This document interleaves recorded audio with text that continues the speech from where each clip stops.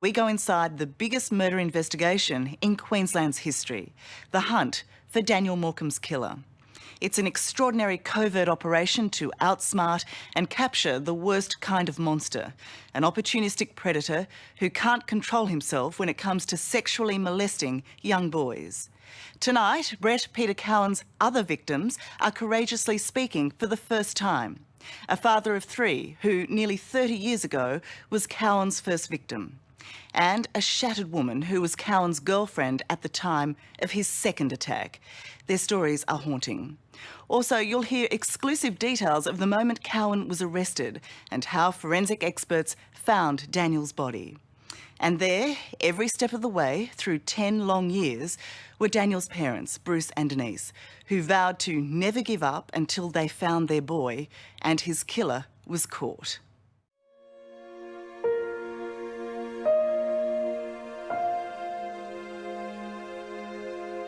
It's unbearably cruel and desperately unfair, but a family gathering for the Morcombes means a visit to the cemetery. But Daniel used to always bring flowers. Yeah, he liked them. After school, I'd get... Always picked them for you. Because this is where Daniel is.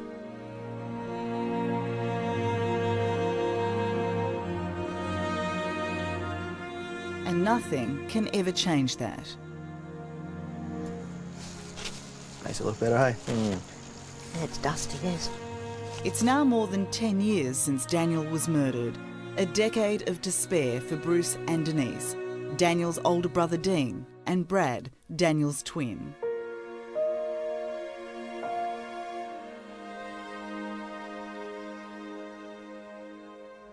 What is it that you miss the most about Daniel?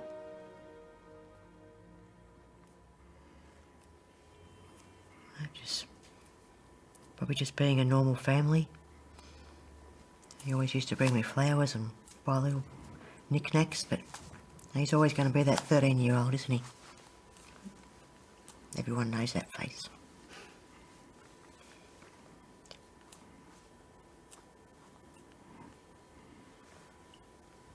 Is there something in particular you miss about your son?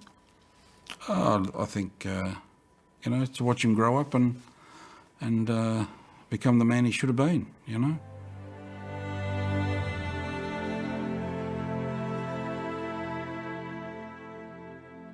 Well, being his twin, now when it comes to your birthday, which is a joint birthday with Daniel, what are those moments like?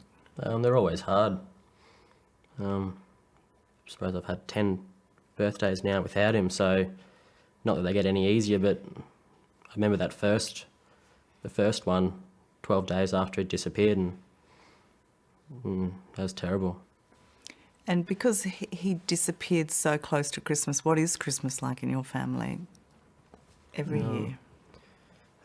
He still gets a seat at the table with his photo on the table, and he always gets a cheers and with Christmas and that. But yeah, I guess it's not the same as it would have been.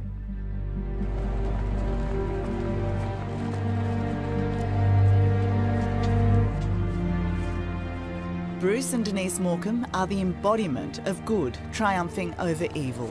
Everyone back, we're live, don't move. They've devoted the past 3,752 days since Daniel disappeared to finding him and catching his killer, Brett Peter Cowan. And then you heard those 3 words, guilty, guilty, guilty. I muttered under my breath, yes. I wanted to scream out, but I just knew I couldn't do that. But I said yes, and I turned around and I saw Bruce's eyes were watering, Dean and Bradley were in tears, and it was, still can't believe it.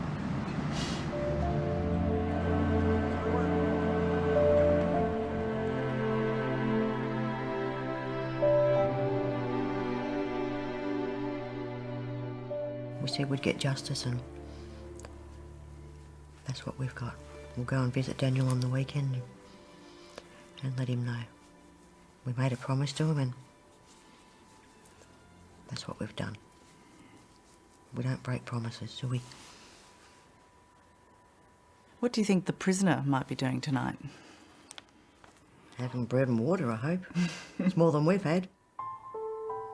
Daniel, you see Humpty Dumpty? Humpty Dumpty Dumpty he got nothing for. Good boy.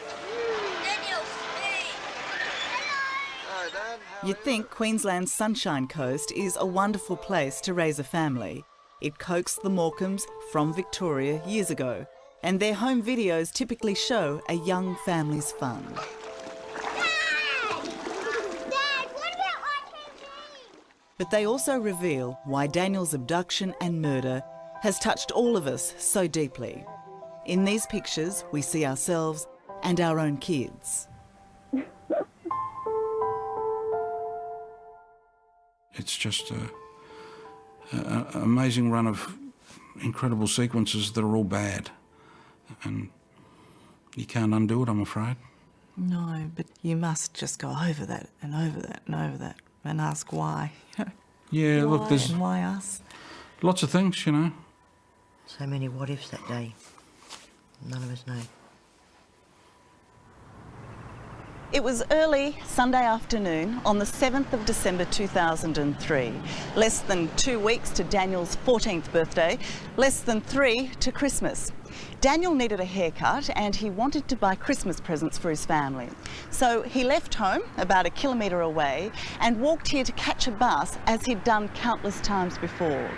From what we now know, Daniel's fate was sealed that day by a collision of unlikely and unlucky events. Ultimately, for Daniel, the difference between life and death came down to just 3 minutes. A tiny moment in time, but as it so tragically turned out, certainly long enough for evil to strike.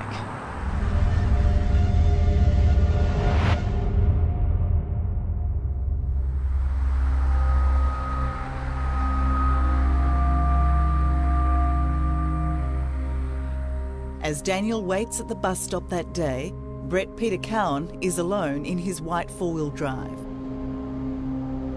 He's 34, known to police for a string of crimes, drugs and theft, but most seriously, vicious attacks and rapes on young boys.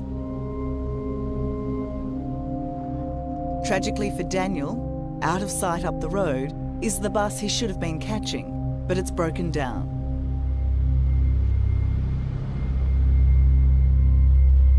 Brett Cowan drives past the broken down bus, and then, around the next bend, he spots the stranded 13-year-old. He knew the area incredibly well.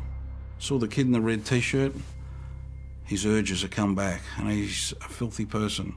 So he's probably thought to himself, it's time. In that very instant, this predator decides to strike. He takes the very next exit, less than 50 metres from Daniel, and doubles back to a car park behind where Daniel is waiting.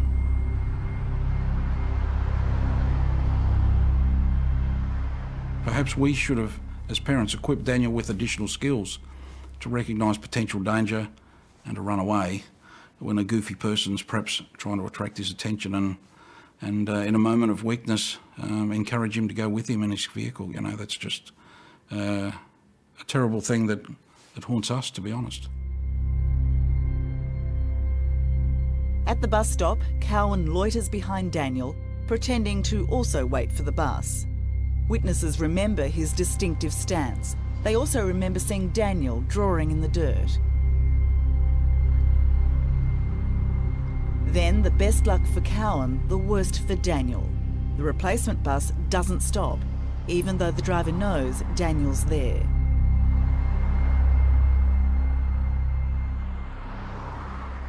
Is that the last bus? I think so. Daniel doesn't know it, but another bus is coming to pick him up. It's only 3 minutes away. I've got the car. You want to take us to the shopping centre? Yeah, that would be cool. But less than 3 minutes is all it takes for Brett Cowan to swoop. So your car's this way. Yeah. How do you think Cowan convinced Daniel to get into the car? Well, that's one thing I just don't understand. I don't know.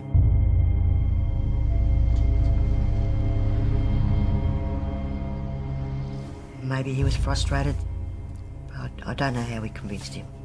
I don't know.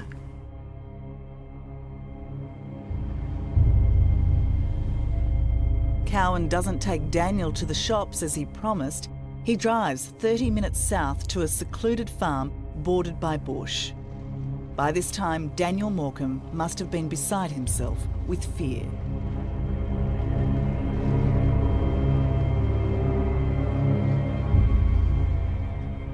It's a terrible place. It's a scary There's no place. way known.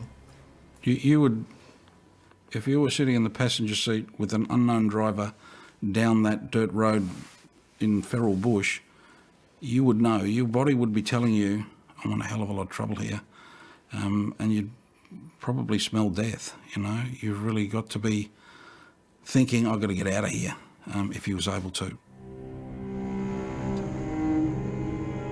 What exactly happened to Daniel will never be known.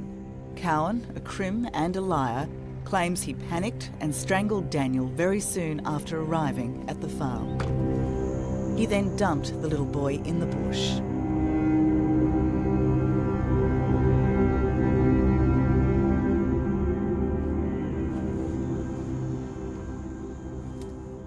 When did you first realise something was wrong?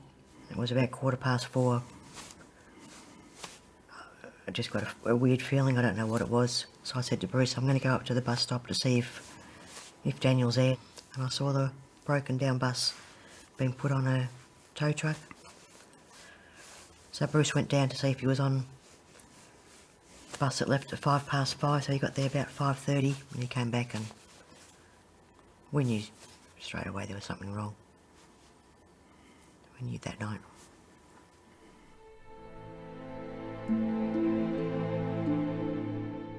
After doing their own immediate search for their son, Bruce and Denise called in the police. Assistant Commissioner Mike Condon. How quickly did police take Daniel's disappearance seriously? I think the first day there has been some criticism about the way in which it was handled, but certainly I was on the ground 2 days later as the head of the homicide squad. So by that time you knew this wasn't just a runaway? You never know for sure, but sometimes you just get a gut feeling that this is not right and it's not going to end well.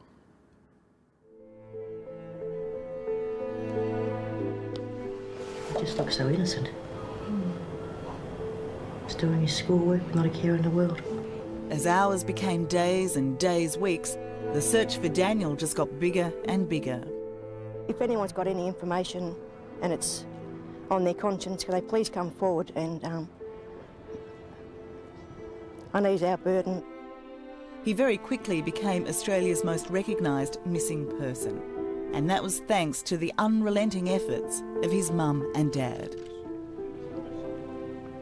It's a revolution that they've started, and it reminds us every day our responsibility to make sure our children are safe.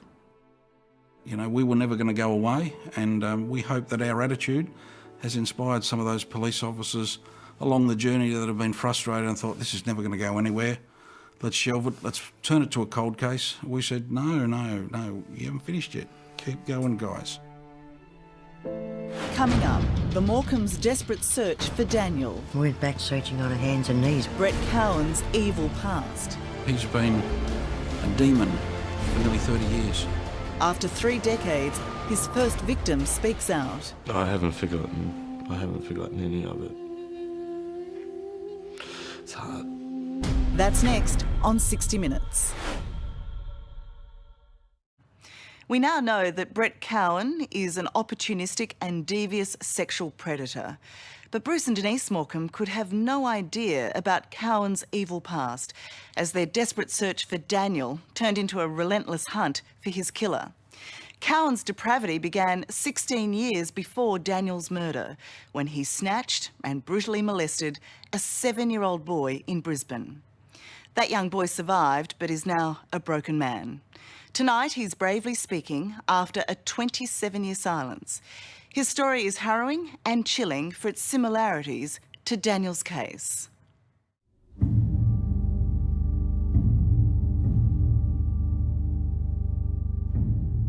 At 33 and 6'5", Tim Nichols is a big bear of a man. He's a farmer with a family of his own now, but most of his life has been shadowed by a violent sexual attack he suffered when he was just 7 years old. I was a bright student. Then after that, my schooling, my attitude, my happiness didn't have it no more. He took a lot away from you, didn't he? He took everything. He took my life.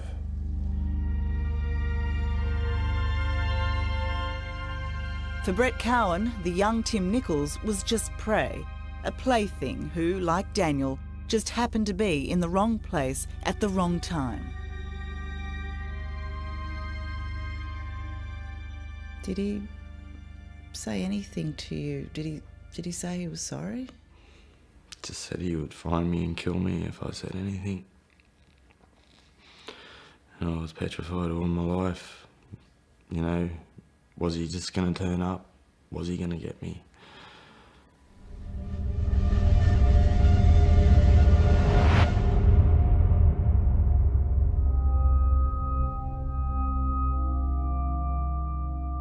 Suburban Brisbane, Saturday the 5th of December 1987, and Tim and his young mates are at their regular childcare centre. Maybe a bit more. Right? Also there is 18-year-old Brett Cowan. Unbeknown to the kids or their parents, he's a young crim, made to work as part of his court-ordered community service, punishment for break and enter and stealing. He was in orange overalls, and I just went to give him a helping hand with a couple other kids. And what was he like? Nice. He would talk to you. For the next hour, Cowan tries to groom Tim, gives him jobs and befriends him. After a while, the 7-year-old gets bored until Cowan deviously lures him back. This moment in time changes everything for this happy-go-lucky child. Let me think. It's a pretty good golf No, ball. he just yelled out, "Who wants a golf ball?" And we all put our hands up, and don't know why, but he just pointed to me. And he said, "You have to come into the toilets." And I said no. And then he grabbed me and picked me up and took me into the toilets. And at that point that he picked you up, what did you think was going on? I didn't know, I couldn't say anything. He had his hand over my mouth. Do you remember what you were feeling or fearing at that point? Scared. Didn't know what was happening. The abduction is as sickeningly brazen as it is opportunistic. Cowan locks himself in a cubicle with the petrified Tim.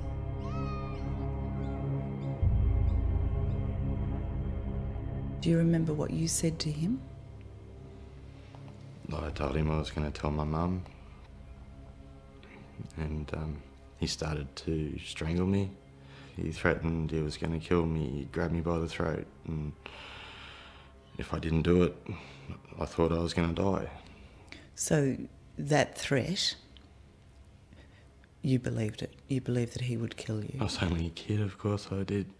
I thought I was dying that day. Like, I didn't know what he was going to do to me. How extensive was the abuse? Horrific. I have trouble telling anyone about it. I want to tell you what he done, but it's hard. Yeah, it's not because you've forgotten, is it? I haven't forgotten. I haven't forgotten any of it.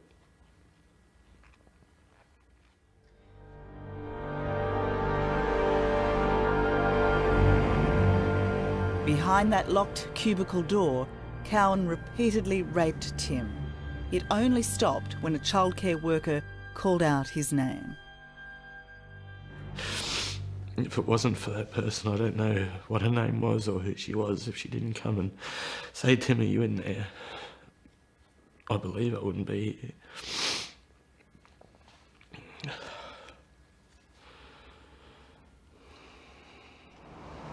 Cowan was quickly arrested for the rape of Tim Nichols, but he was also given bail. And like a coward, Cowan did a runner. He evaded police for 2 years. When he was finally caught in New South Wales, he was brought back here to Queensland to face justice and to face Tim, who crucially was brave enough to testify against him.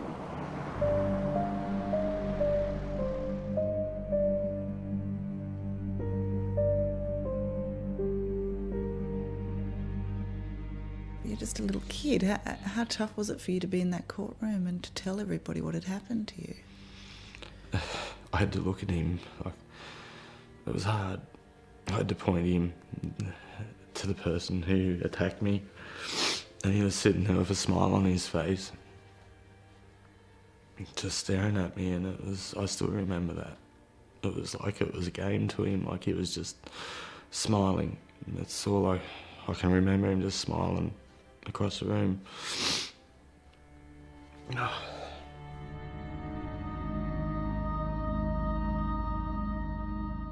Unbelievably, Cowan got 2 years for his rape of Tim, and even more astonishing, served little more than half the sentence. So imagine then the Morcombe's horror when they discovered Cowan's sick past and just how little time he spent behind bars. Well, that's something we don't understand. We've read his police brief and we knew his past criminal history, but we've never been allowed to say anything about him. And if he'd never been let out of jail, we wouldn't be sitting here today. Daniel would still be alive. This would never have happened. It's not an isolated case. He hasn't made a blue and regretted it. You know, he's been a demon for nearly 30 years. It's just a shocking record. Cowan was always a ticking time bomb. Before he murdered Daniel, there would be yet another victim. Coming up, It was just a cover for the evil man he is. his girlfriend's night of terror. He came home and had sex with me. And the police close in on Brett Peter Cowan. That's next on 60 Minutes. The hunt for Daniel Morcombe's killer is all the more traumatic by the fact that Brett Peter Cowan had a sordid history of pedophilia. After attacking Tim Nichols back in 1987, Cowan moved to Darwin, where he'd strike again, and this time he'd try to kill the boy. Tonight, for the first time, Cowan's then-girlfriend speaks out, and as you'll see, she's still haunted by every detail.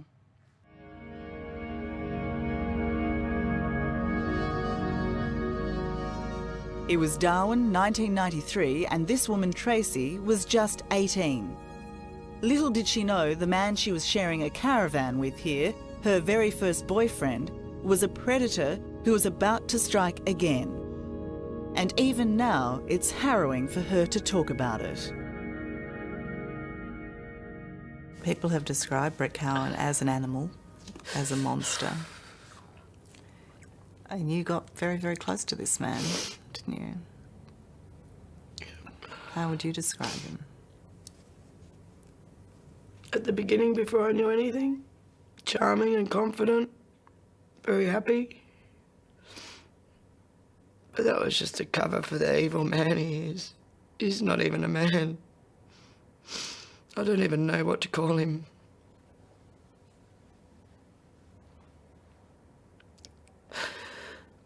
Clearly he's very good at living two lives, isn't he?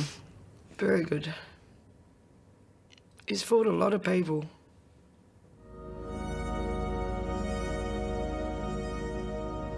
This is Tracy's first time back to the caravan park in 20 years. And the little boy who was attacked, how close did he live to you? 2 caravans away. You know, 20 steps. This is also the first time Tracy's retraced the events of the evening of Thursday, the 23rd of September, 1993, when Brett Cowan closed in on his 6-year-old neighbour. How difficult would it have been for Brett to lure that little boy down here? Oh, not difficult. He trusted Brett, he knew Brett, and he must have said something to him. Like, he couldn't have taken him screaming, people would have heard, you know.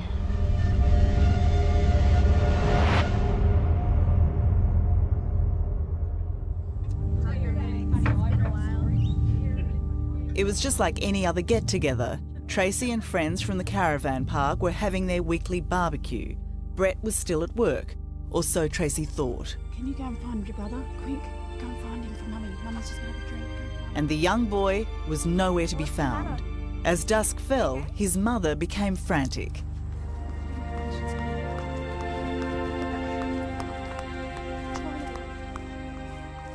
He was kidnapped sometime between 5 and 7 p.m. Brett took him out the side gate at BP Palms Caravan Park. Took him into the bushes. Molested him for I don't know how long. And left him in a boot of a burnt out car with rocks and bricks and everything on top. And left for dead.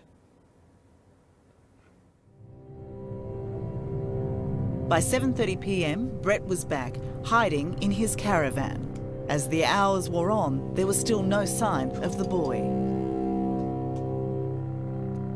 Did you see Brett that day?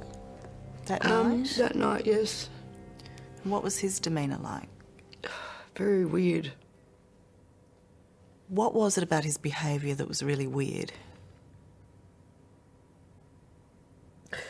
He came home and had sex with me.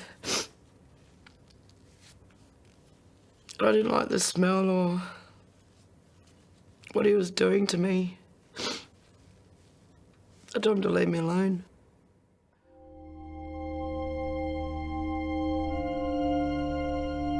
Covered in blood, with a punctured lung and broken collarbone, both eyes hemorrhaging because during the rape Cowan had tried to suffocate him. Somehow, miraculously, the 6-year-old managed to find his way out of the bush and back to the caravan park. The attack was so violent, the injuries so extensive, it was thought the child had been in a road accident. And for days we thought he'd been hit by a car. For days, 2 to 3 days. And then word got around that something more sinister had happened. What was the word? What were people saying? They were looking for somebody in the park that had kidnapped him and molested him. They were looking for a rock spider. So you had no inkling, you had no suspicion that the rock spider was Brett Cowan, your boyfriend. What was his reaction to the word that this child had been molested by a pedophile? Oh, we got to get that bastard, we got to find him, you know, whoever he is. And you believe that he had a hatred of pedophiles?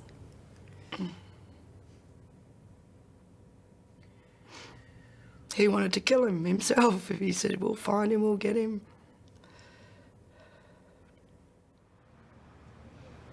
Cowan was sentenced to 7 years for his brutal attack on that 6-year-old boy here in Darwin, but served just 4.5 years after telling police he knew he needed help. Even then, a lone psychologist raised doubts about Cowan's claims of remorse. But the judge, despite noting that Cowan was a pathological liar, gave him the benefit of the doubt. Clearly, a horrible pattern had been set. Opportunistic attacks on very young boys, with Cowan becoming ever more violent. It seems, with his release, the abduction and murder of Daniel Morcombe was inevitable.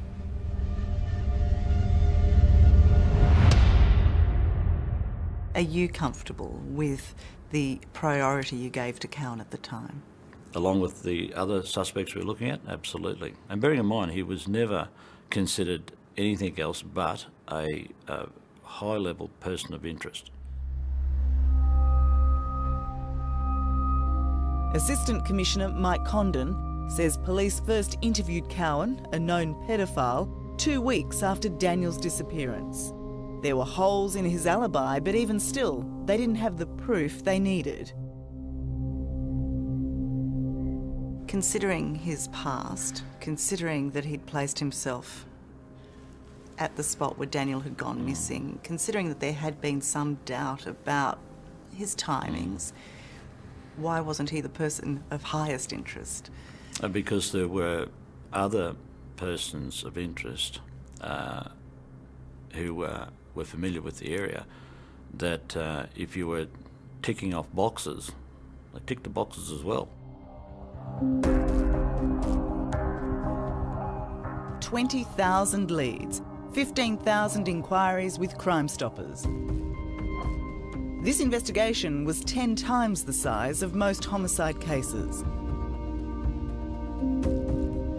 While police were swamped with information, so too were Bruce and Denise, who tirelessly followed up every call and clue and conducted many of their own searches.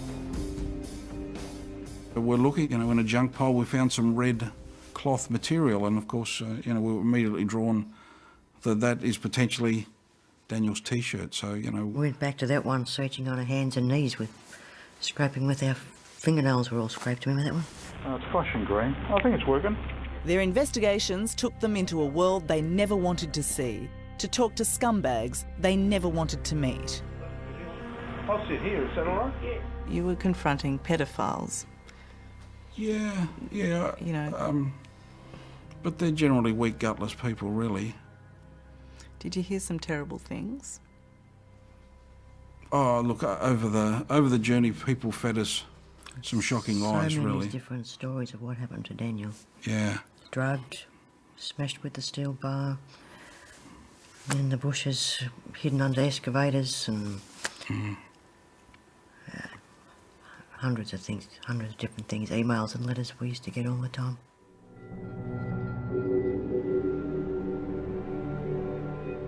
But ultimately, their biggest win was finally convincing the coroner to hold an inquest in 2010 to cross-examine the long list of persons of interest.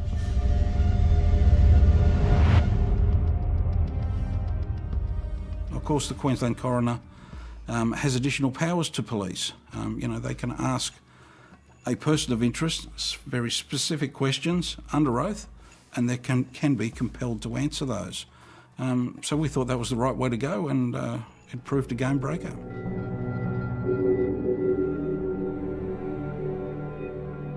On the 31st of March 2011, 7 years after Daniel was taken, Brett Peter Cowan, now living in Perth, was forced to appear at the inquest in Brisbane. As Cowan was walking into the courtroom, I just got a really cold shiver, and the whole courtroom just went, oh my God, and I turned around to Bruce and I went, my God, that's him. And he was just horrible. It was horrible. He was asked a series of questions at the inquest. One of his responses was that he couldn't have abducted Daniel because... No, he said he didn't. Daniel was 13 years old. He liked 6 to 8-year-old boys, so he wouldn't have done it. And we just went, oh my God, you've got to be joking. Now, the police knew all this as well. But, after the coronial, we nearly flew over to Perth. To do what? To find him. But luckily we didn't, because we didn't know the covert operation had started a few days beforehand. Independently of the inquest, police were reviewing the Morcombe case, at which time Cowan's alibi fell apart. He was due to fly home to Perth after 2 days in the witness box, and it was now police launched their audacious undercover operation. Where are you going to Perth? Cowan is now the prime suspect. How would you describe the police operation that happens from there?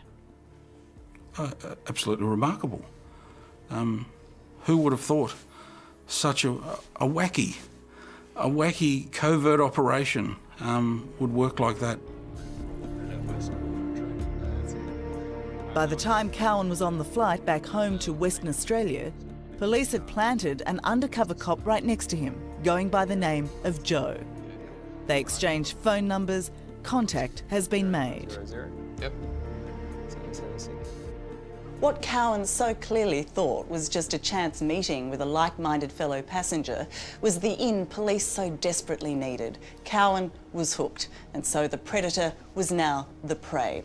This 5-hour friendship turned into a massive 5-month-long undercover investigation, so detailed, so ambitious, it needs to be seen to be believed. Coming up, Police set the trap to catch a killer. Police! On your knees! The moment Cowan's past catches up with him. What was his reaction when he saw you? And the man who found Daniel for Bruce and Denise. That one phone call changed everybody's life. That's next on 60 Minutes.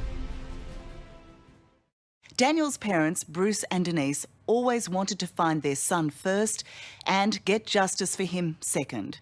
After 8 long years, undercover police are about to help them realise both goals.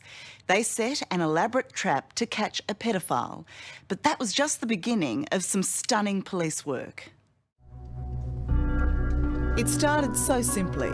Sorry, mate, not there. A chance meeting on a long flight to Perth. Cheers. Or so this pedophile thought. Keep your mouth shut. We get a little bit more extra cash. A friendship is struck. I'm in, 100%. Let's do it.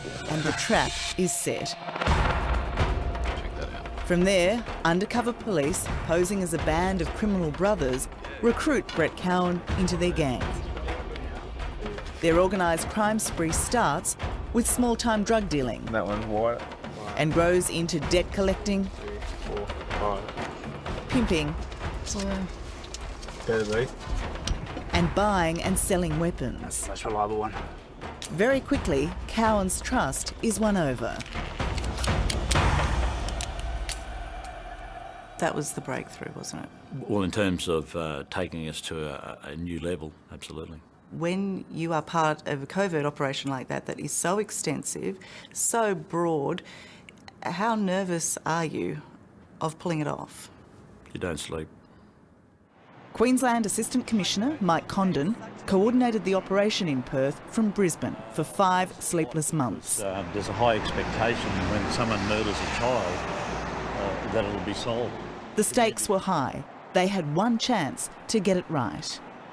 No, it was extreme caution. I was very mindful that this was a critical milestone in the investigation, and to progress to a point where I was satisfied we had sufficient evidence to arrest, corroboration was critical.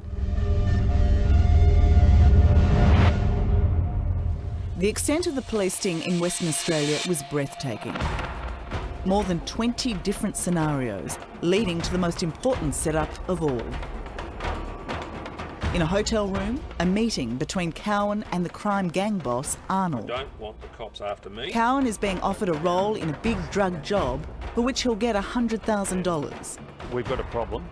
So he doesn't jeopardise the deal or the gang. He needs to come clean on his dirty past. You've done the Daniel Morcombe murder. If he does, Arnold promises to fix it. So what do I need to fix? Is there something you need to tell me, or? And bearing in mind that this whole, what we do is based on respect and honesty, all right? The squeeze is on. The undercover cop tells Cowan he doesn't care what he's done, he just needs to know. I've got no qualms at all. What they get up to doesn't faze me at all. Brett Peter Cowan is suck it in. It's so quiet, almost nonchalant, but this is the moment undercover police have been working and hoping for. Cowan confesses to Daniel's abduction and murder. So what do I need to fix? Yeah, okay. No. Yeah, I do. All right, so you did it.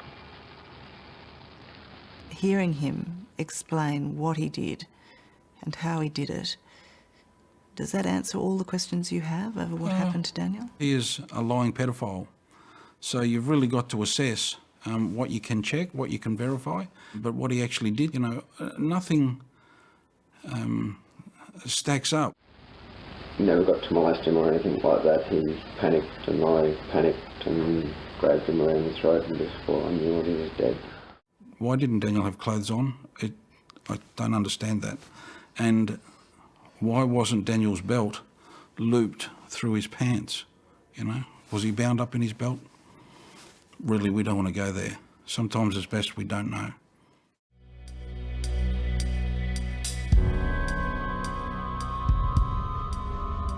It's the 11th of August 2011.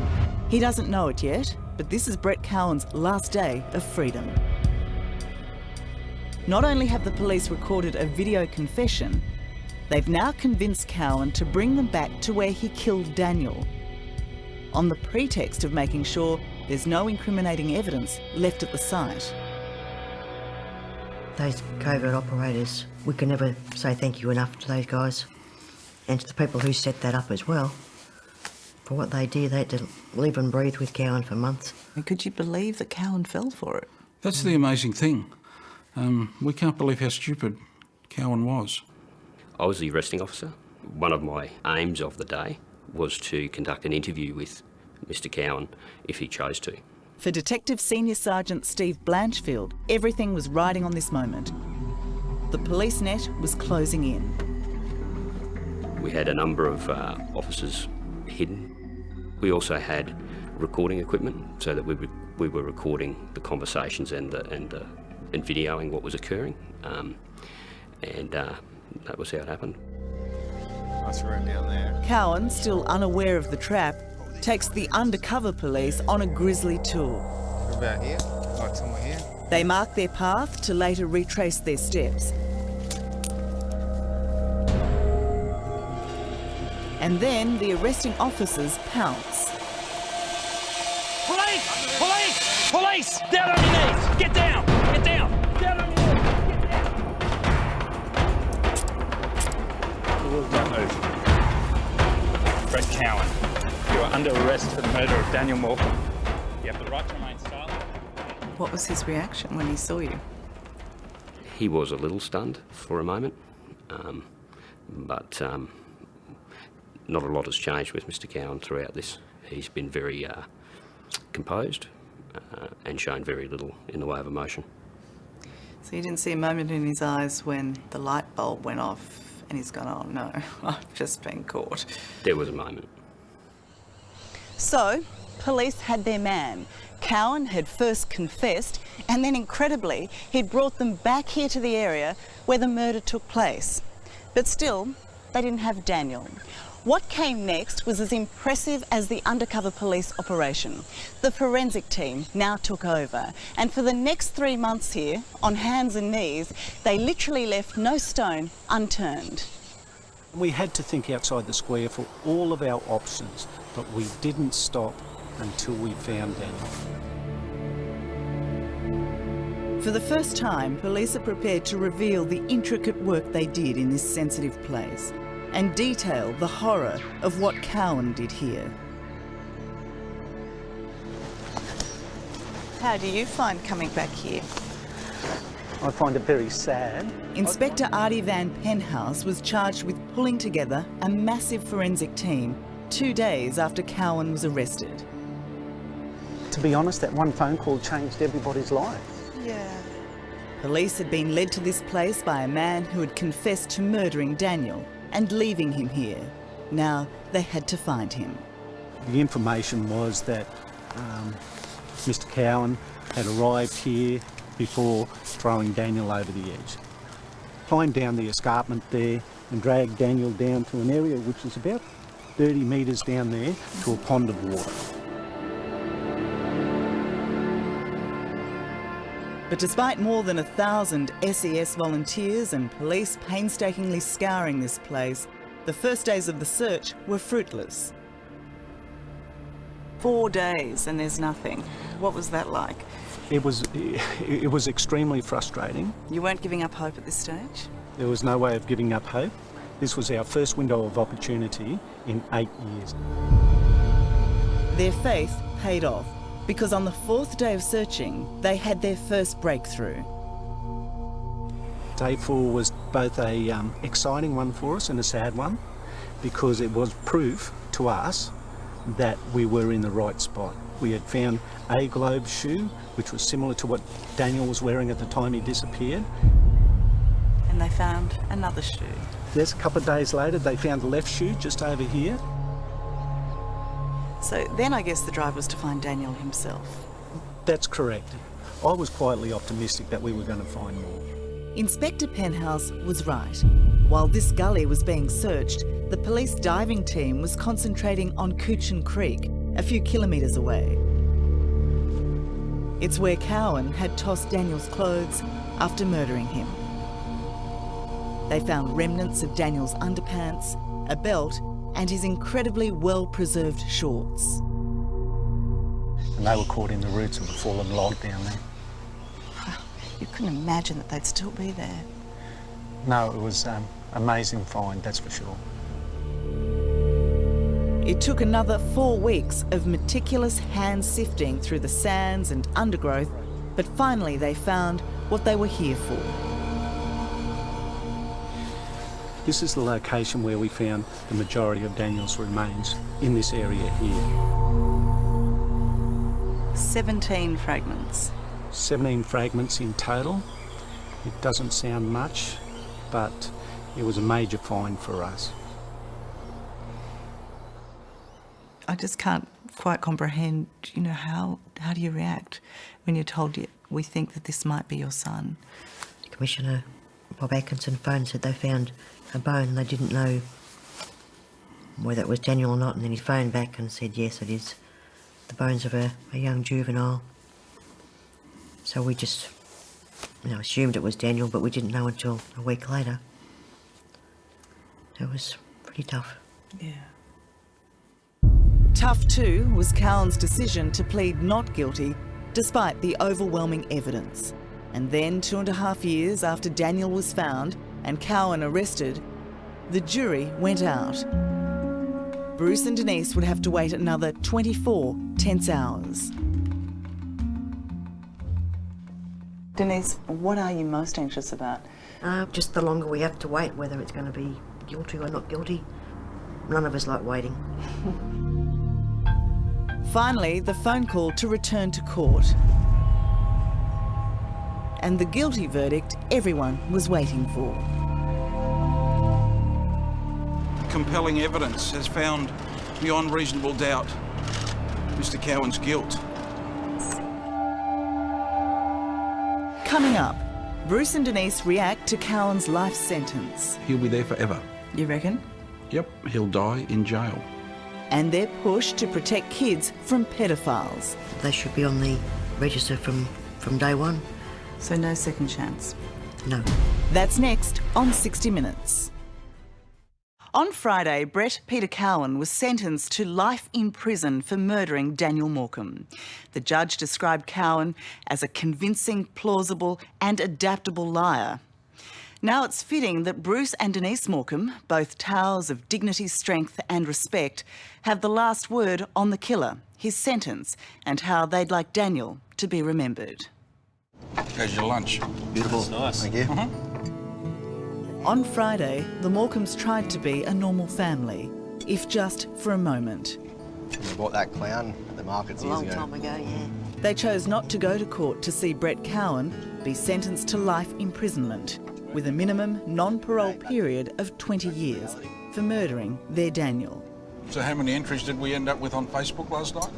When I went to bed, it was about 1.27 million. But they were relieved when they heard. That's our record by heaps, eh?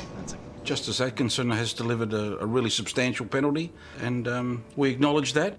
He'll be there forever. You reckon? Yep, he'll die in jail. Denise, what was your reaction? 20 years? No, I was happy with that. Hopefully he's dead by the time he's 60, so we won't have to worry about the non-parole period. So, for you, is this it? I mean, do you feel like you've come to the end of something today? It feels a bit strange. It sort of feels like it's sort of not real at the moment. We've got all Daniel's belongings at home, and maybe we can go through them and sort that sort of thing out. Why have you held on till now to do that?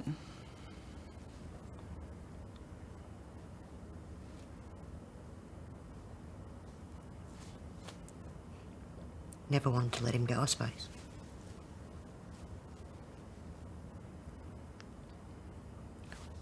We know the answer.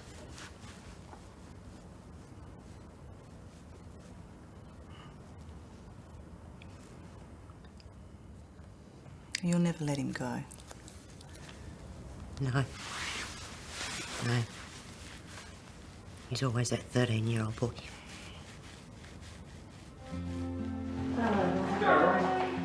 Hey, busy. Yes, big couple of days.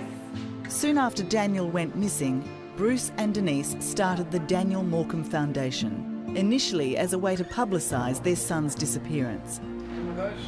But it's grown into so much more, and as Daniel's legacy, its good work will go on. No, my body belongs to me. Educating school kids all over the country and supporting people like Tim Nichols. Hey Tim, how are you? People you wanted to meet. Nice to meet you, how are you? A gentle but broken soul who 3 decades later is still struggling because of Brett Cowan.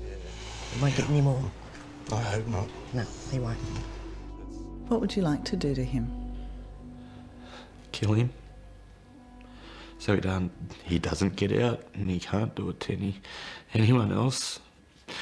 I'd serve jail time myself to know that other kids are safe.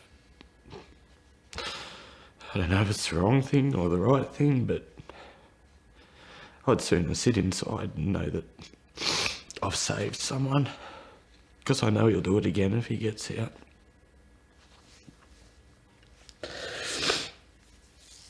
Can you ever forgive Brett Cowan for what he's done? No. I won't forgive Brett Cowan. He destroyed an innocent boy and he took his life away. No, I'll never forgive him. And you, Bruce? He's committed the most heinous of crimes. You do not offend against our children, you do not abduct them, and you do not attempt to sexually assault them, and you certainly do not kill them. And then, after all of that, show no remorse. That's why there's no forgiveness, because he's had no remorse to the family, and stuff him. Stuff him. Yep. Yeah, stuff him. What about the debate of having a public register of pedophiles so that people are aware of where these sex offenders are living? I think once they've offended the first time and been charged and found guilty for that offence, they should be on the register from day one.